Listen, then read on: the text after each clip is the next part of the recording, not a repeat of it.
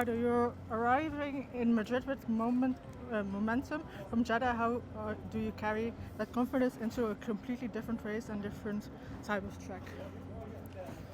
It's difficult to answer because obviously everything is so unpredictable in Formula E that although you had a very good and positive race weekend, typically the one that we had in Jeddah, it's difficult to feel fully confident for the next one. And the next one is happening here in Jarama. Jarama is a very special track, something that probably is a track that is actually quite different to the racing tracks that we're used to in Formula E, so I don't know what to expect. Back-to-back poles in Jeddah, how did that feel, and why do you think you couldn't really convert them into wins? And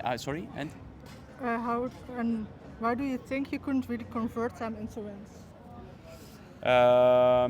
So yeah, we had a quite good, let's say, performance in qualifying in Jeddah. We were able to do back-to-back pole positions. In general, this year we've been quite strong in qualifying. So hopefully this trend can continue again, in the next race weekends. And we've been also working quite hard, especially during the winter break, to improve our race performance. And I think that this is something that we have been able to show also since the beginning of the season. There is still a lot to do, but we are on the right path. You're right in a championship mix. Do you allow yourself to think about it, or do you look at it race to race?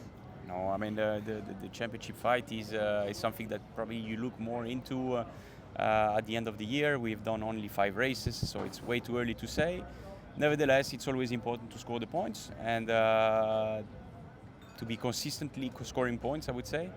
And this is what we've been able to this is what we've been able to do since the start of the year. Looking at the second part of the season, where do you genuinely believe you could finish in the championship? As I said, we've done only 5 races, so it's all too early to say. When you saw the pictures and the specs of the Gen 4 car, what were your first thoughts, and what are you most looking forward to if you were to drive in the Gen 4? I'm not really looking so much at the Gen 4 car at the moment. Like, it's something that,